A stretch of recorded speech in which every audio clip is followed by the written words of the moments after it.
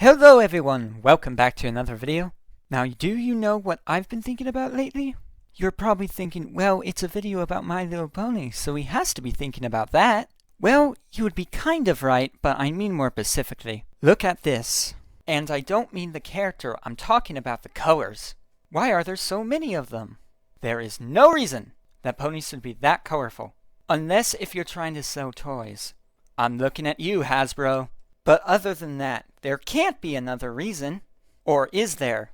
What if the reason behind this is way more than a bunch of colors? What if it's deeply tied with ponies and how their magic behaves? But first, we have to talk about real ponies to understand why it's so complex.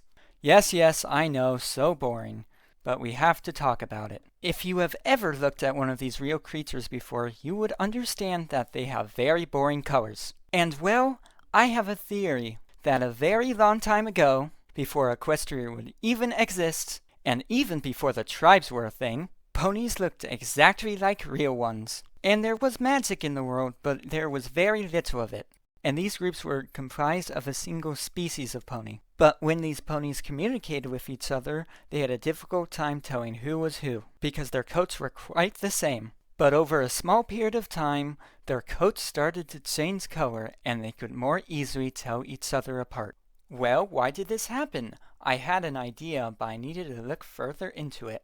So at this point, they were gathered in small groups of their specific species. And some of them did have different species of ponies, but they were very few. And what probably happened is groups that weren't mixed at all and only heard about the other species, that probably thought of them as myths and very strange. And over time, slightly larger but still small groups started to meet. And they knew a little bit about what they were, given that they've already heard about them before, but thought they were only fake stories.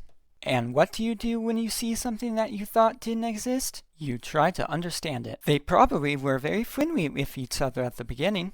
They already know a little bit about them, given that they've heard stories before. But for whatever reason, some of them got in a conflict with each other. Maybe it was because they stole something from a specific tribe. Or maybe it was some stupid argument on who got to eat something. Or maybe, this is the big one, they were trying to choose a leader to try to unify the whole species. And each of the tribes kept arguing on which one should be the leader. And then they did something tragic to get them angry. And then when they couldn't decide, they took control of their own species of pony. Anyways, for whatever reason it was, they got very angry.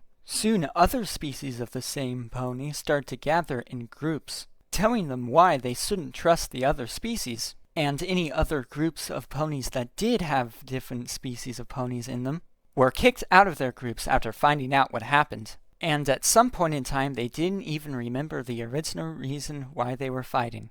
We can see the same thing happening in an episode of My Little Pony, although on a much smaller scale, and with the same species. But still, it is some representation of how this might have went down.